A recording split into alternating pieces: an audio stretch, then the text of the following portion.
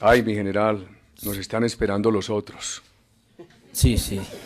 Ay, Señor presidente, el 1 de noviembre de 1998 atacaron Mitú. Ahí se encontraba el hoy mayor general Mendieta y el señor teniente coronel Murillo. Eso hace tantos años, tantos meses y tantos días, como lo ha mencionado tan rigurosamente usted, mi general Mendieta. Le quiero decir, señor presidente, que Mitú en esa época era lejos. El Estado colombiano, sus Fuerzas Armadas, sus fuerzas de policía no tenían la capacidad de hacer nada por esta gente. Recuerdo que reunidos en la sala de guerra de la 7ª Brigada escuchábamos por la radio en coordinaciones al general Gallego de la policía que desesperadamente trataba de reunir algún asunto, algún equipo de narcóticos para ver cómo iba en apoyo en el momento en que estaban destrozando Mitú.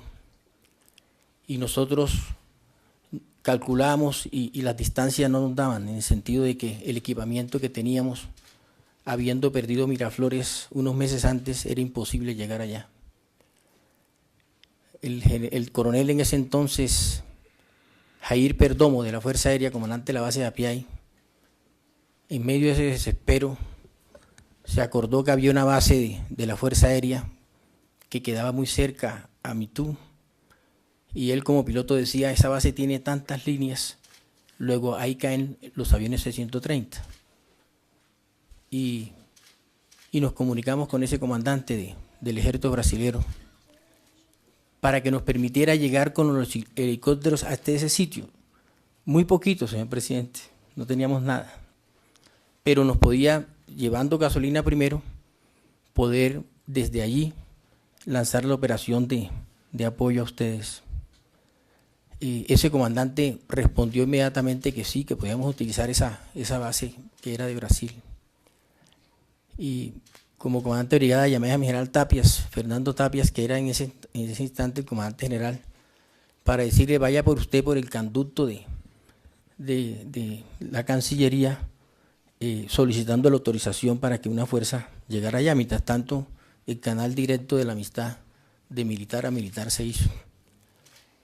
Y solamente 4 días después, señor presidente, pudimos llegar a Mitú. Y cuando llegamos a Mitú, recuperamos la población como tal, pero habíamos perdido a todos los policías que se encontraban en ese lugar. ¿Por qué traigo a coalición esto?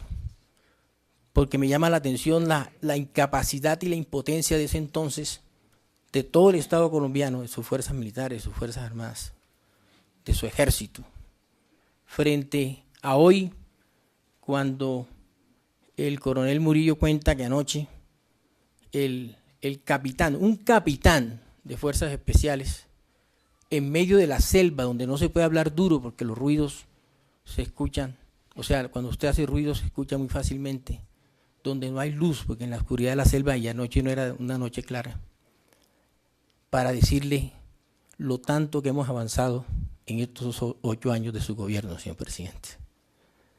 Estas fuerzas militares hoy son diferentísimas a esas del pasado. Y prueba de ello es esta inteligencia que permitió durante este semestre dar todos los elementos suficientes, la inteligencia del ejército, para poder planificar una operación con el nivel de detalle, de precisión que usted hoy reconoce ante los colombianos y que ustedes son partícipes en el sentido de beneficiarse de que aún empleando la fuerza de la manera como se hizo, siempre pensando, porque esa fue su orden, en su integridad, en la integridad de ustedes, en su integridad física, en que salieran sanos y salvos, se pudo cumplir ese cometido, porque hay unas fuerzas entrenadas, porque hay unas fuerzas experimentadas, porque están organizadas, porque tienen un enorme liderazgo y porque tienen un alto sentido del deber y de la moral. Eso es posible hoy, señor presidente, eso no era posible antes. por eso no se puede afectar la moral de la fuerza pública. En lugar de afectar su moral, hay que estimular esa moral con cariño, rodeando siempre a la fuerza pública. Señor presidente, quisiera finalizar diciendo que esta operación entonces tiene, en primer término, su voluntad política, que yo quiero resaltarla porque ha sido permanente, todos los días. Puede que, como usted lo señaló aquí, los mensajes a veces no sean los más agradables para una familia que quisiera que la situación se resolviera en forma inmediata, pero a veces, como dicen, de la prisa no queda sino el cansancio. Como decía Napoleón, vístame despacio que voy deprisa. Y es mejor hacer las cosas bien hechas, pero que hoy tengamos la alegría de poder contar con ustedes y que su familia también puedan compartir. Y esa voluntad se ve todos los días, señor presidente, y se ve de una manera que nosotros la sentimos así todos los comandantes, en una forma cariñosa, en una forma constructiva, en una forma exigente, porque siempre se está pensando en el resto de colombianos, siempre se están pensando en aquellos que están secuestrados, que como hemos dicho insistentemente, secuestrados pero no olvidados. Quiero resaltar la inteligencia del ejército, quiero resaltar el profesionalismo de las fuerzas especiales y quiero resaltar la camaradería, el compañerismo que existe hoy día entre las distintas fuerzas, la Policía Nacional.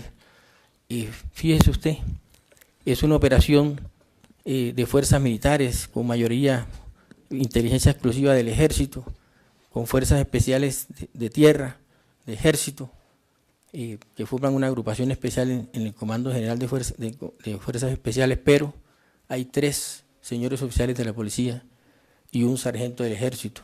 Han podido ser todos del ejército, han podido ser todos de la policía.